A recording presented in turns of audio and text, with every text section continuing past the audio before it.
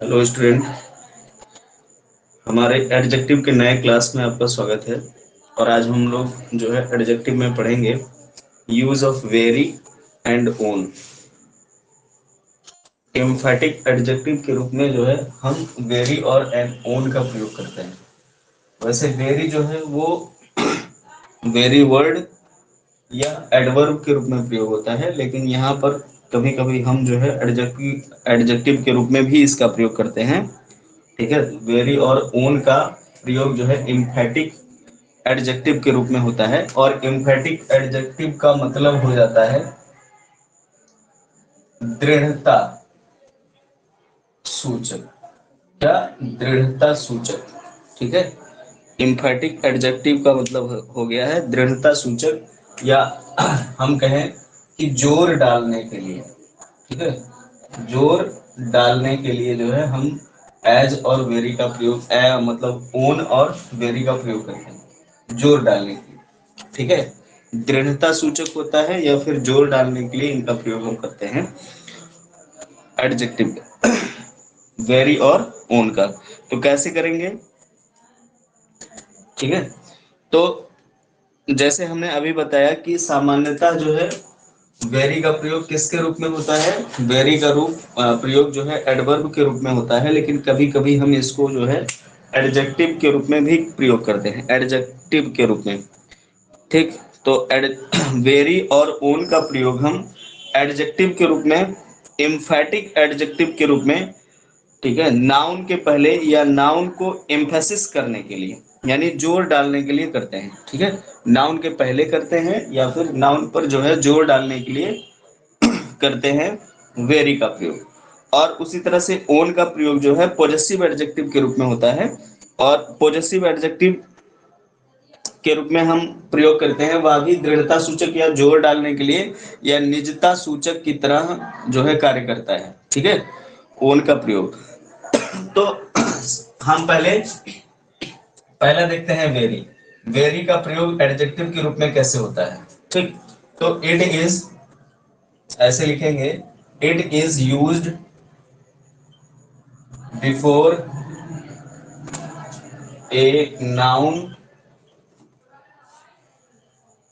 To emphasise it. यानी noun पर जोर देने के लिए हम जो है वेरी का प्रयोग करते हैं किसी नाउन के पहले। ठीक है, नाउन के पहले हम नाउन को एम्फेसाइज करने के लिए यूज करते हैं वेरी का प्रयोग। ठीक है, वेरी का प्रयोग नाउन के पहले हम नाउन को एम्फेसाइज करने के लिए करते हैं, यानी नाउन पर जोर डालने के लिए करते हैं। तो कैसे करेंगे देखते हैं। जैसे रूपा किल्ड हर हस्बैंड। ठीक है, Rupa killed her husband before my very eyes. Example है, Rupa killed her husband before, ठीक है, Rupa killed her husband before my very eyes, my very eyes. ठीक, तो यहाँ पे क्या हो रहा है? सेंटेंस क्या बता रहा है ये कि रूपा ने मेरी ही आंखों के सामने।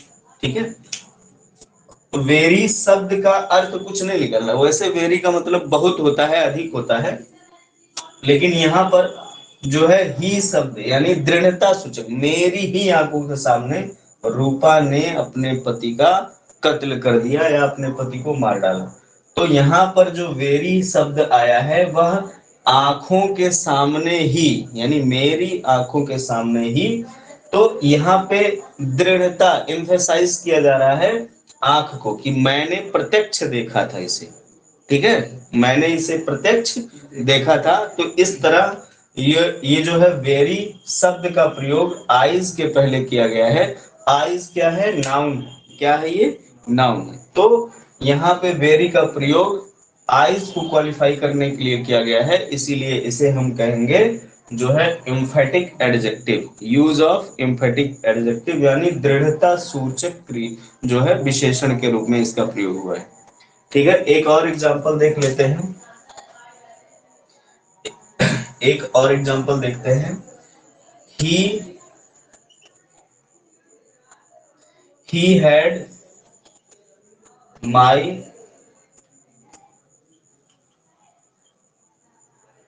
Very notebooks. यहाँ पे नोटबुक्स जो जो है, यह नोटबुक्स क्या है, यह नाउन है। ठीक है, नाउन। और वेरी का प्रयोग यानी उसके पास मेरी ही किताबें थी, उसके पास क्या थी, मेरी ही नोटबुक्स या मेरे ही लिखे हुए नोटबुक्स थे। ठीक है, तो यहाँ पर जो है वेरी शब्द का प्रयोग दृढ़ता लाने के लिए किया जा रहा है। क्या लाने के लिए, जोर डालने के लिए किया जा रहा है। तो ये एम्फेसाइजिंग वर्ड हो गया है और इसे हम एम्फेटिक एडजेक्टिव के रूप में प्रयोग कर रहे हैं। ठीक है, संभवतः बात समझ में आ रही होगी। जहां पर ही शब्द का प्रयोग हो जाए यानी नाउन को जोर डालने के लिए ही शब्द का प्रयोग करें हम, तो वहां पर हम वेरी का प्रयोग कर सकते हैं। ठीक है, वेरी का प्रयोग करेंगे, निश्चित रूप से करेंगे वहां पे। एक और एग्जांपल देख लेते हैं।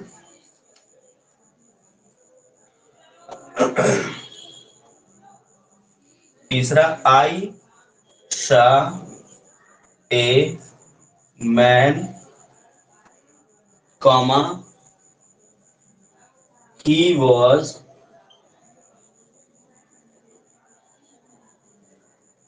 was very। अब यहाँ पे देखो, यहाँ पे आई सा ए मैन, मैंने एक आदमी को देखा। आई सा ए मैन, मैंने एक आदमी को देखा। आवाज नहीं आ रही है। आदर्श, आवाज आ रही है आपके पास? मैसेज करिए।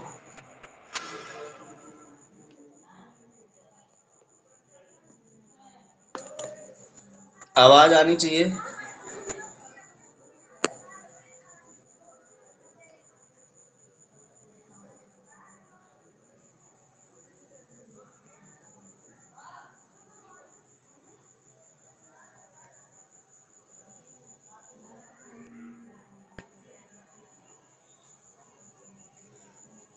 आवाज आ रही हो तो मैसेज करें।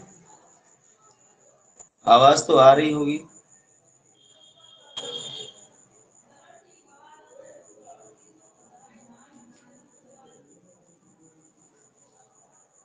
चलो,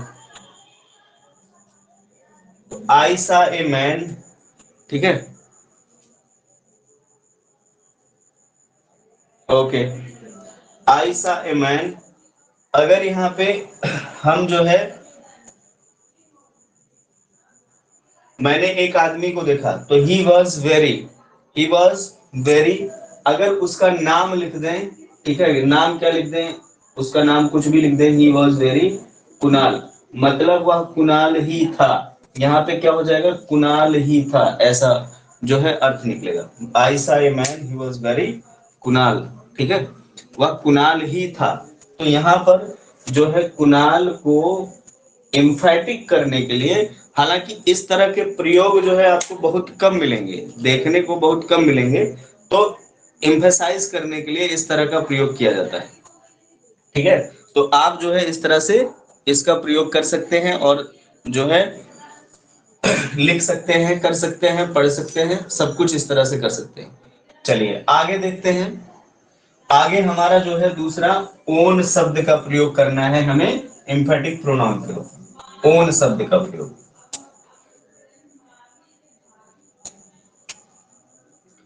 ओन, ओ डब्ल्यू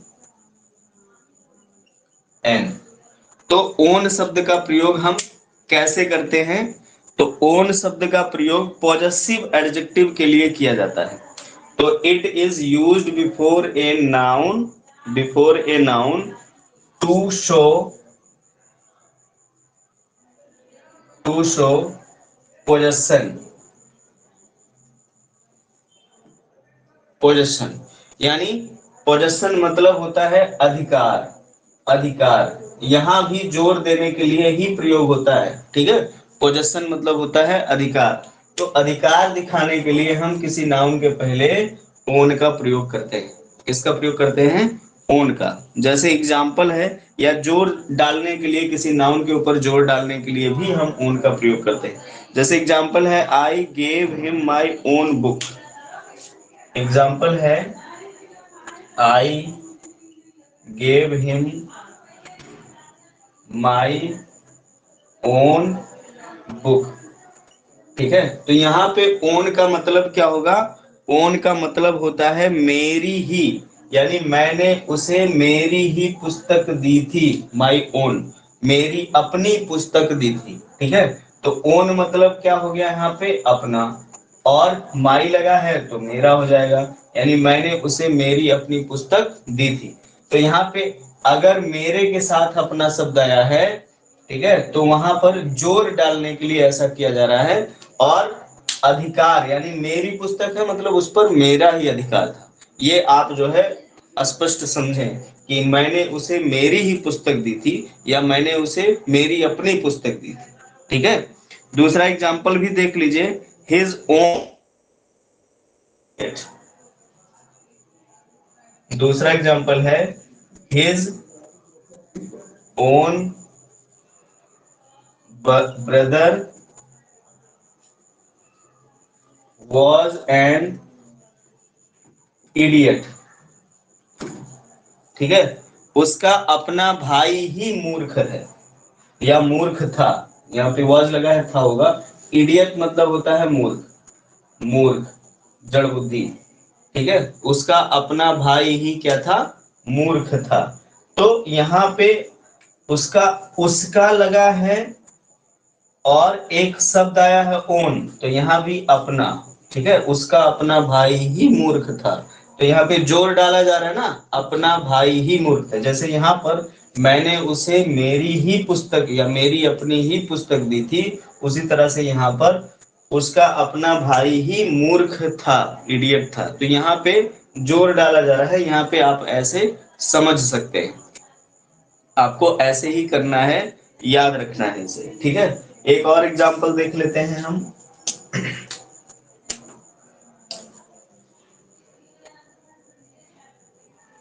आवाज नहीं आ रही? आवाज आ रही होगी, फिर से देखो, चेक करो। यहाँ तो सब कुछ बराबर है।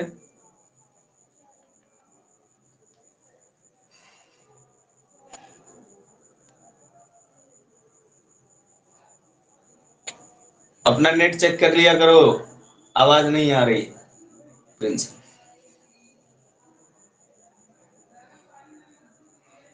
नेटवर्क नहीं है तो तुम्हारा प्रॉब्लम है ना, मेरा थोड़ी ना।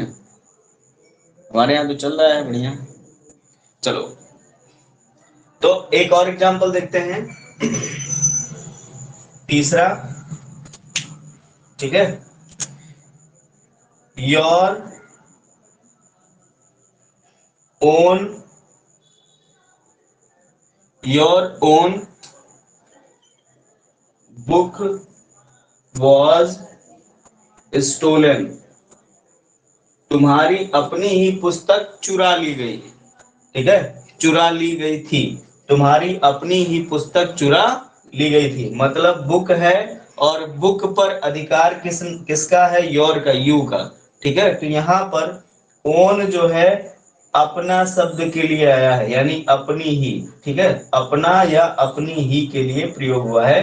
तो कभी भी जब ओन का प्रयोग किसी नाउन के पहले होगा, तो ये जो है इसके रूप में होगा, पोजेशन के रूप में। किसके रूप में होगा?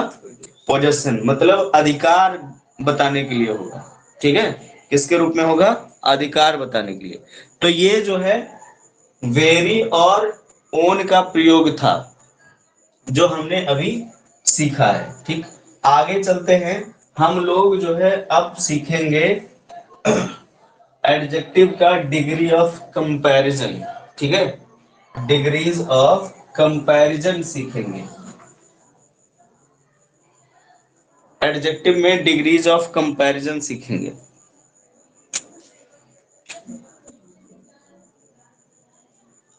Degrees of comparison,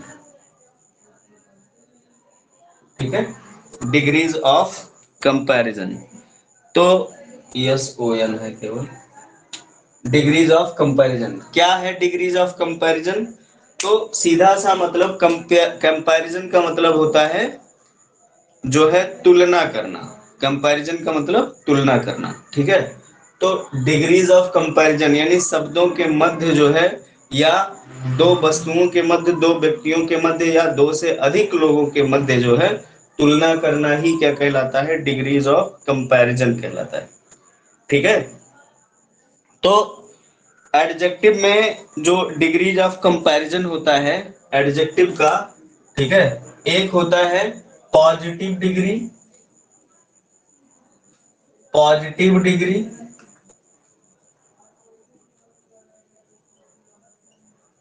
positive degree, ठीक। और दूसरा होता है कंपैरेटिव डिग्री, कंपैरेटिव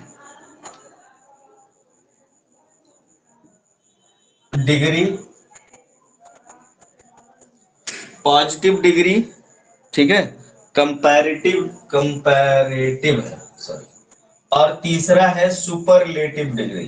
क्या है? सुपरलेटिव डिग्री, ठीक। पॉजिटिव डिग्री, कंपैरेटिव डिग्री और superlative degree. Superlative degree, positive degree में सामान्य बातें बताई जाती हैं। क्या? सामान्य तुलना किया जाता है। कंपैरेटिव डिग्री में दो या दो वस्तुओं या दो व्यक्तियों के मध्य तुलना किया जाता है, ठीक है। दो व्यक्तियों या दो वस्तुओं के मध्य तुलना किया जाता है, या दो से अधिक व्यक्तियों या वस्तुओं के मध्य तुलना किया जाता है। और सुपरलेटिव डिग्री में किसी एक ही वस्तु या व्यक्ति को जो है सबसे अच्छा या सबसे बेकार बताया जाता है। तो इस तरह से तीन डिग्रियां हैं एडजेक्टिव्स की, ठीक है, तीन डिग्रियां हैं एडजेक्टिव की। तो हम जो है पहला देखते हैं पॉजिटिव डिग्री। पॉजिटिव डिग्री को हम देखते हैं। तो सीधा सा आप समझ लीजिए पहले कि जब हम किसी एडजेक्टिव का प्रयोग किसी नाउन के पहले, किसी एडजेक्टिव का प्रयोग किसी नाउन के पहले उसके सामान्य गुण, दोष आदि को बताने के लिए करते हैं, तो वहां पर जो डिग्री रहेगी वो पॉजिटिव डिग्री, यानी जो एडजेक्टिव रहेगा वो किस में रहेगा? पॉजिटिव डिग्री में रहेगा, ठीक है। जैसे जो है थोड़ा सा लिख लेते हैं कि when an adjective is used before a noun to show, when an adjective is used before a noun to show the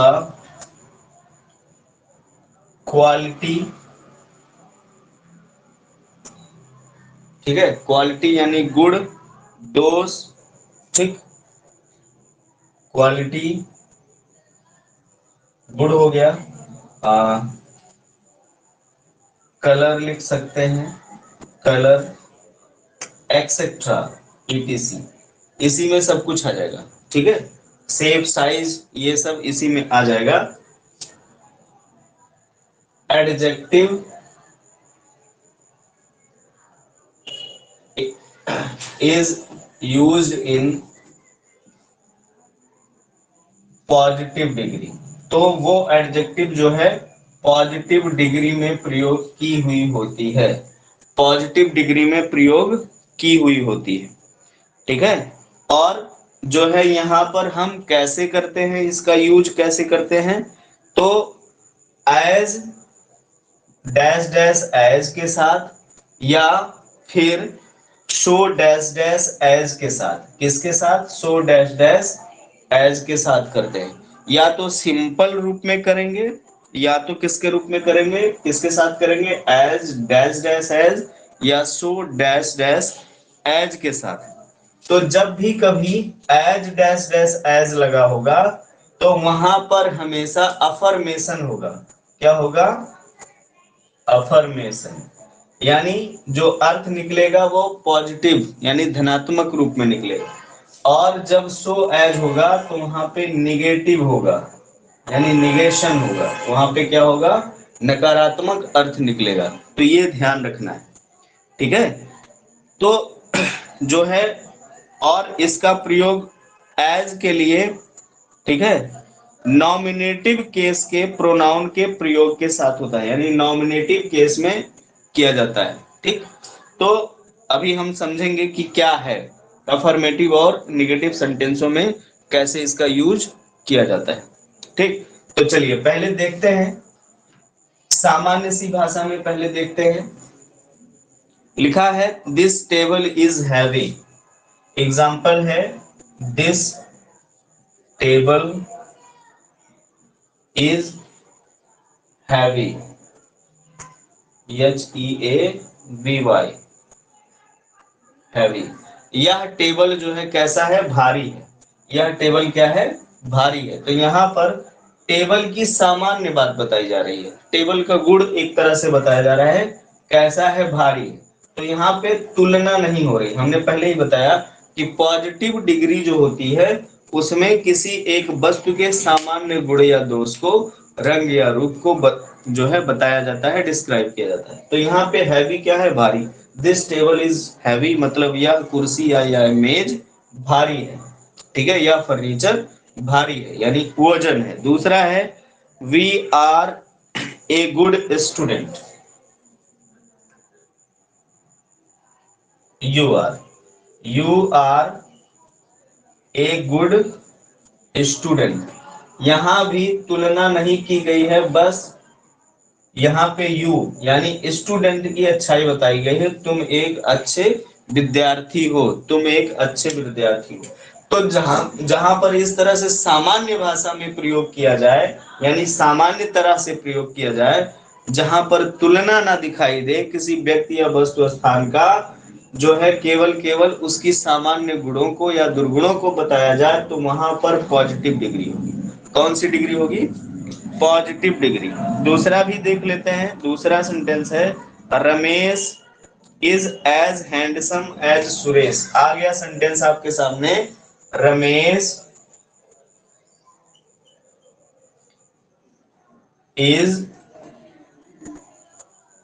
handsome, Ramesh is as handsome, sorry यहाँ पे एज लगेगा, Ramesh is as handsome as Suresh. यहाँ पे अब देखो, रमेश सुरेश जितना ही सुंदर है। तो यहाँ पे दो लोगों के मध्य तुलना हो गई। हमने अभी बताया था कि जहां पर एज एज होगा वहां अफर्मेशन होगा, यानी वहां पॉजिटिव की बात होगी। किसकी बात होगी? पॉजिटिव, नकारात्मक तथ्य नहीं आएगा वहां पे, ठीक है। तो रमेश और सुरेश दोनों जो है समान रूप से सुंदर हैं, हैंडसम, ठीक है। तो Ramesh as handsome as Suresh, यानी रमेश सुरेश जितना ही सुंदर है, यह आपको जो है इस सेंटेंस से पता चलता है। दूसरा है सी इज एज ब्यूटीफुल एज वीणा या वीणा, ठीक। दूसरा है सी इज एज ब्यूटीफुल एज वीणा, ठीक है। वह वीणा जितनी सुंदर है, वह वीणा जितनी सुंदर है। तो यहाँ पे एज लगा है, एज लगा है। यहाँ पर भी अफर्मेशन की बात पता चल रही है। किसकी बात पता चल रही है? अफर्मेशन। मतलब कि यहाँ पर भी जो है एज एज लगने से ये स्पष्ट हो गया कि हम जो है अफर्मेशन की बात कर रहे हैं। यहाँ पे किसकी बात कर रहे हैं? अफर्मेशन, यानी अफर्मेटिव सेंटेंस जो होता है वही वही यहाँ पर हो रहा है, यानी सकारात्मकता की बात हो रही है, ठीक है। और अगर सो का प्रयोग हुआ है, सो का प्रयोग, ठीक, तो देखो सो का प्रयोग कैसे करेंगे।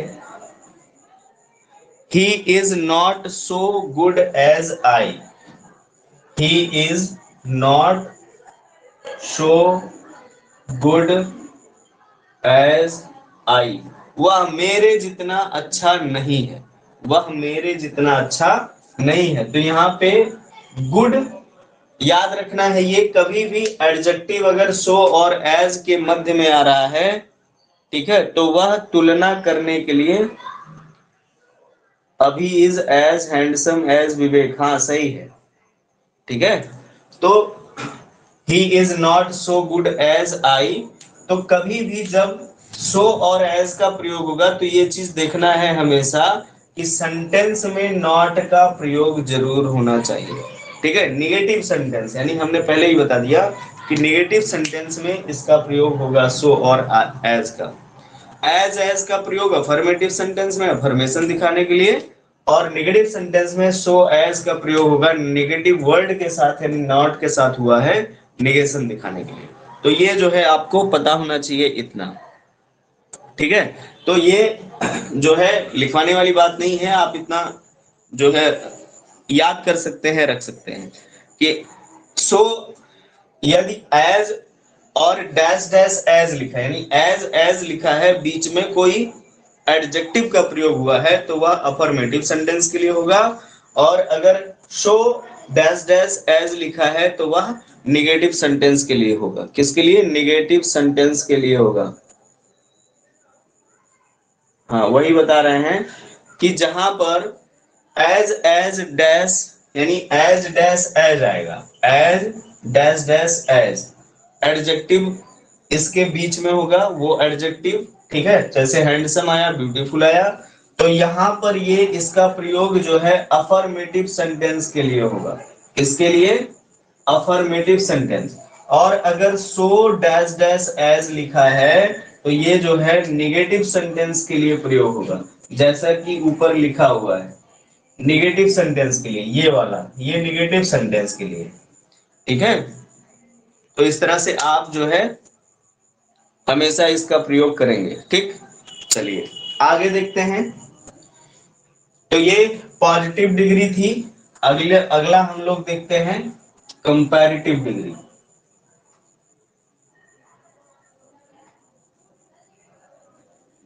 अगला हमारे सामने आएगा क्या है? कंपैरेटिव डिग्री, दूसरा कंपैरेटिव डिग्री, ठीक। तो कंपैरेटिव डिग्री क्या है? तो पहले समझ लीजिए, जब किसी एडजेक्टिव का प्रयोग, ठीक है, जब किसी एडजेक्टिव का प्रयोग दो व्यक्तियों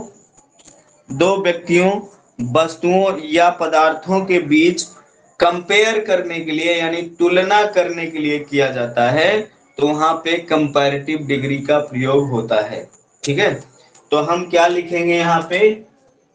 ठीक, when an adjective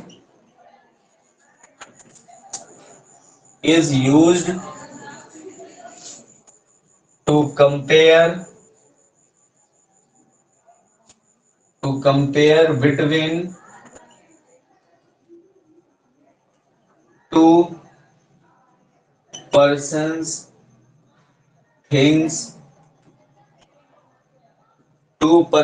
things, or places. The adjective is used in comparative degree.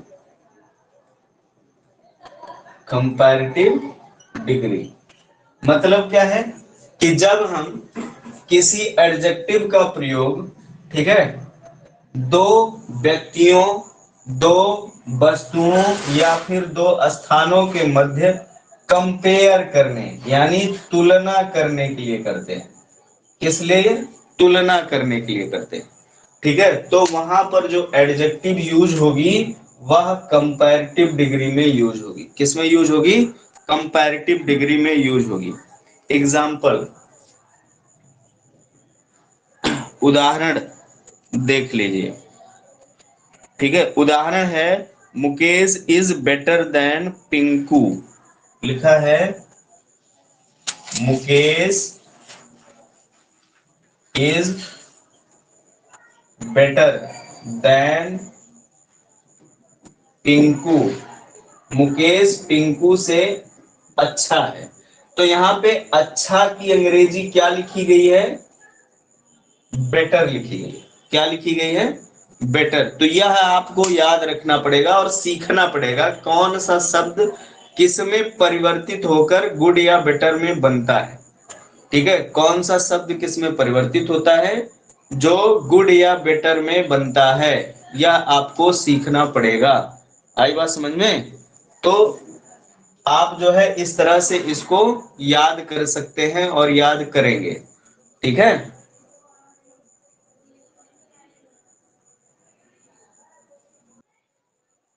इस तरह से आप इसको याद करेंगे और याद कर सकते हैं।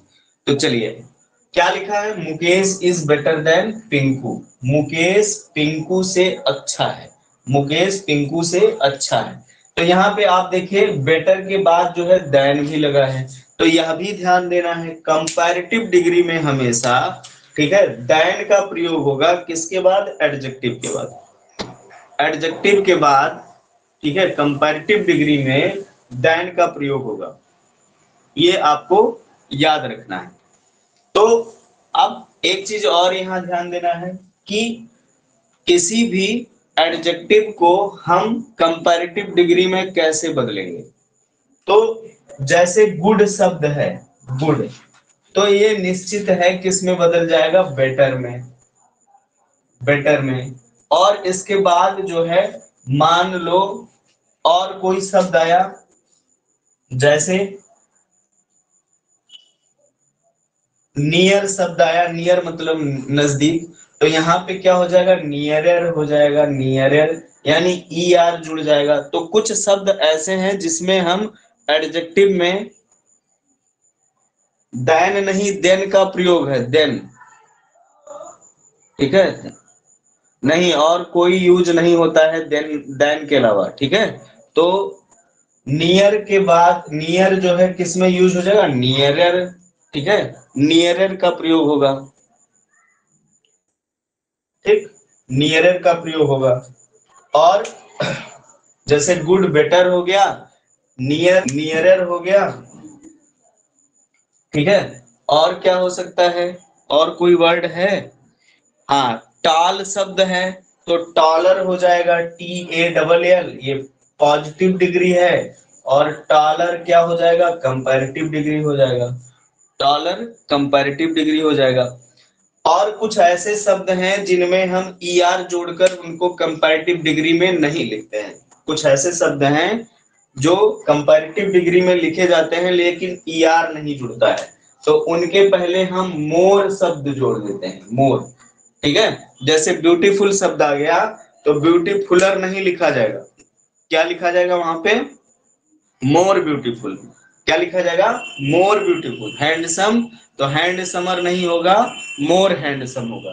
तो कंपैरेटिव डिग्री कैसे बनाई जाती है? तो कंपैरेटिव डिग्री पॉजिटिव डिग्री के अंत में ई आर जोड़कर या पॉजिटिव डिग्री के पहले मोर शब्द जोड़कर हम जो है उसे कंपैरेटिव डिग्री में बनाते हैं। ठीक है, ये आपको याद रखना पड़ेगा। कैसे बनाएंगे? या तो कंपैरेटिव डिग्री बनाते समय हम पॉजिटिव डिग्री में ई आर जोड़ दें, लास्ट में ई आर जोड़ दें, ठीक है, सफिक्स के रूप में।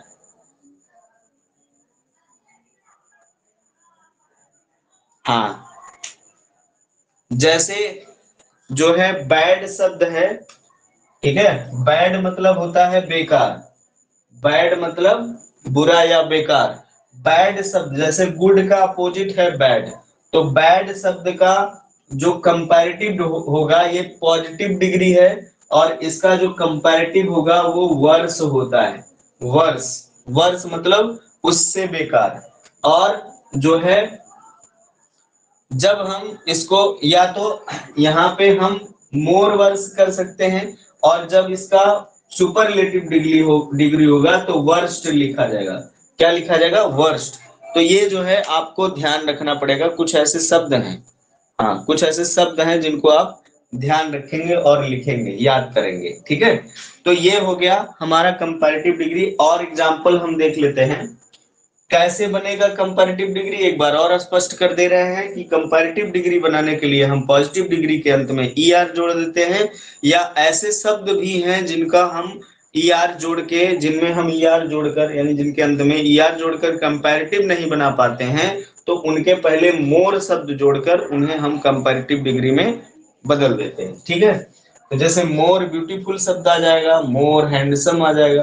तो इस तरह से हम जो है उनको कंपैरेटिव डिग्री में बदलेंगे। चलिए आगे देखते हैं। अगला जो हमारा एग्जाम्पल है, he is taller than I. He is taller than I.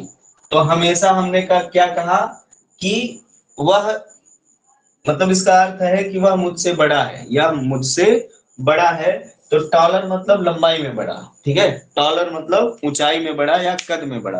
तो यहाँ पर टॉलर जो शब्द का प्रयोग हुआ है वह कंपैरेटिव डिग्री में हुआ है, और इसके साथ साथ देन का भी प्रयोग हुआ है। जहां भी आप जो है कंपैरेटिव डिग्री देखेंगे उसके साथ देन का यूज जरूर दिखाई देगा, देन का प्रयोग हुआ रहेगा। जैसे she is more beautiful than Shobhana. She is more beautiful than Shobhana, यानी वह जो है शोभना से अधिक सुंदर है। ठीक है, शोभना से अधिक सुंदर है। तो यहाँ पर देखो ब्यूटीफुल में ब्यूटीफुलर नहीं लिखा गया है, ई आर नहीं जोड़ा गया। क्या जोड़ दिया गया है? मोर जोड़ दिया गया। यानी यह ऐसा शब्द है जो ई आर जोड़कर कंपैरेटिव नहीं बनाया जा सकता, इसीलिए मोर यानी अधिक, उससे अधिक। और देन शब्द का प्रयोग जो है उसके सपोर्ट के लिए किया जाता है। तो सी इज मोर ब्यूटीफुल देन शोभना, वह शोभना से अधिक सुंदर है। Tiger is more beautiful then lion कह सकते हैं, लेकिन यहाँ पे ब्यूटीफुल शब्द का प्रयोग जो है उचित नहीं है, लेकिन कह सकते हैं। सेंटेंस जो है ग्रामेटिकली सही है बट सेंस के आधार पे सही नहीं है। तो यह जो है आपको याद रखना पड़ेगा। एक और example, America is richer than India. America is richer, richer मतलब धनी। ठीक है, देन इंडिया, अमेरिका जो है भारत से धनी है। ठीक है, तो यहाँ पे रिचर शब्द का प्रयोग हुआ है, यह एडजेक्टिव है और यह कंपैरेटिव डिग्री में है। इसकी पहचान यही है कंपैरेटिव डिग्री की, इसके अंत में या तो ईआर लगा होगा, यानी एडजेक्टिव के अंत में ईआर लगा होगा, या इसके पहले मोर लगा होगा, और लास्ट में जो है इसके बाद जो है देन लगा होगा। ये इसकी पहचान है। ठीक है, ये इसकी पहचान है, आपको पहचानने में आसानी होगी यहीं से। चलिए आगे देखते हैं। अगला है हमारा superlative degree.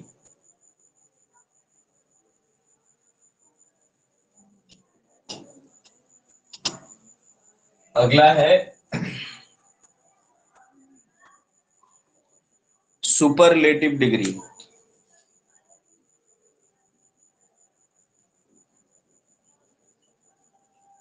Superlative degree, superlative degree जो है यह सबसे उत्तम अवस्था होती, यह सबसे उत्तम अवस्था होती है। यानी जब हम दो से अधिक व्यक्तियों या वस्तुओं के मध्य में, जब हम दो से अधिक व्यक्तियों या वस्तुओं के मध्य में तुलना करते हैं तो वहां पर जो है सुपरलेटिव डिग्री का प्रयोग किया जाता है। और हाँ, India is more cultural than America, सही है। ठीक है, तो जब हम सुपरलेटिव डिग्री का प्रयोग करते हैं तो किसी भी नाउन या प्रोनाउन, किसी भी नाउन यानी संज्ञा, या किसी भी स्थान, किसी भी व्यक्ति, जो दो से अधिक लोग होंगे उनमें हम किसी तुलना करेंगे तो किसी को सबसे अच्छा बताने का प्रयास करेंगे। तो यहाँ पर जो है सुपरलेटिव यानी उत्तमावस्था की बात होती है। किसकी बात होती है? उत्तमावस्था की। तो क्या लिखा जाएगा यहाँ पे, ठीक है, लिखा जाएगा when an adjective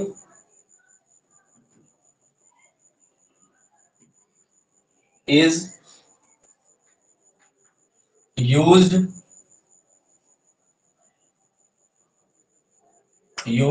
for, लिख लेते हैं, used for more than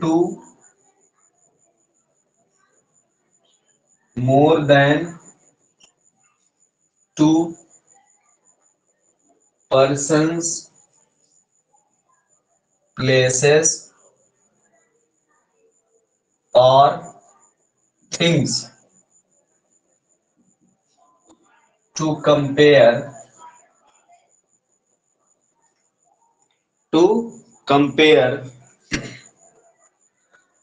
is superlative degree.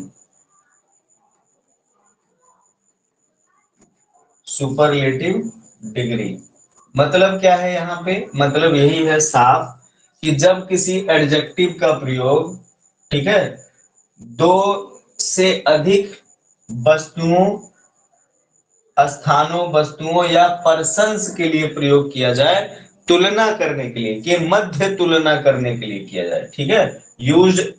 तो यहाँ पे फॉर की जगह एमंग लिख दें तो स्पष्ट हो जाएगा अर्थ, ठीक। तो when an adjective is used among more than two persons, place or things to compare, जब दो से अधिक व्यक्तियों, स्थानों अथवा वस्तुओं के मध्य तुलना करने के लिए किसी एडजेक्टिव का प्रयोग करते हैं, तो वहां पर वो एडजेक्टिव क्या कहलाती है, सुपरलेटिव डिग्री। यानी किस डिग्री में होती है, सुपरलेटिव डिग्री में, ठीक है।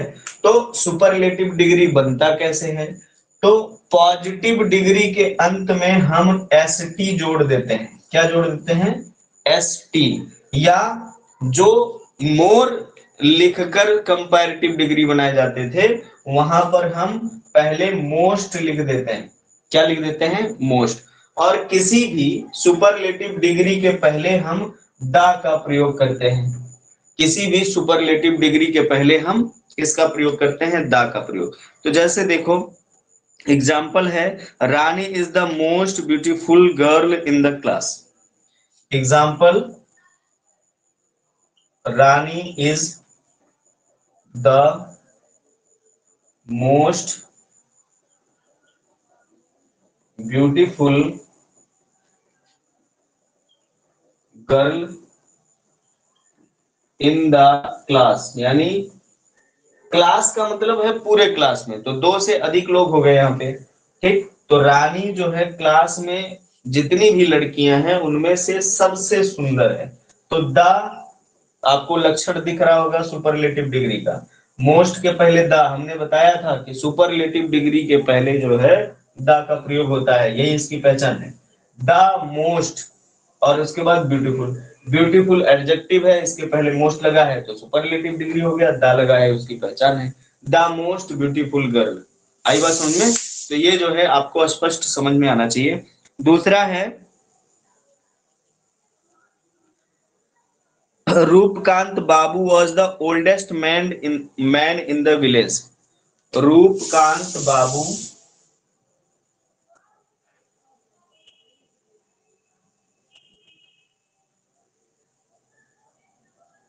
was the oldest man in the village, ठीक है, इन द विलेज। तो जो है रूपकांत बाबू गांव के सबसे वृद्ध व्यक्ति थे। तो यहाँ पे जो दा लगा है ओल्डेस्ट के पहले लगा है, ओल्ड, ओल्डर, ओल्डेस्ट होता है। तो यहाँ पे ओल्डेस्ट जो है सुपरलेटिव डिग्री में, यहाँ पे देख सकते हैं आप ईएसटी लगा है, ठीक है। हमने पहले बताया था एसटी या ईएसटी जोड़ देते हैं सुपरलेटिव बनाते समय। क्या जोड़ देते हैं, एसटी या ईएसटी। और उसके बाद उससे पहले दा लिखा होता है, पहले ही बता चुके हैं। सुपरलेटिव डिग्री कैसे बनती है, पॉजिटिव डिग्री के अंत में एसटी जोड़ देते हैं या मोस्ट लिख देते हैं, लेकिन उससे पहले दा का प्रयोग हुआ रहेगा। तो द ओल्डेस्ट लिखा है, तो यहाँ पर आप जो है समझ सकते हैं।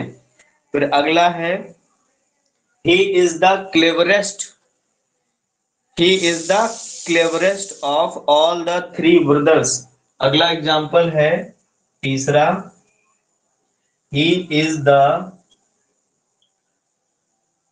Cleverest, CLEVEREST, cleverest of all the three brothers, of all the three brothers, यानी वह तीनों भाइयों में सबसे चतुर है, वह तीनों भाइयों में सबसे चतुर है। तो यहाँ पे जो क्लीवरेस्ट शब्द आया है यही एडजेक्टिव है और यही सुपरलेटिव डिग्री में है, इसकी पहचान EST लास्ट में, और यहाँ पर द शब्द लगा हुआ है। क्या लगा हुआ है? द का प्रयोग हुआ है।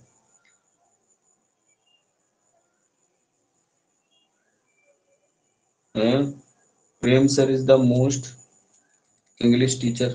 द की स्पेलिंग सही कर लो जी, THE होगा द, बाकी सही है।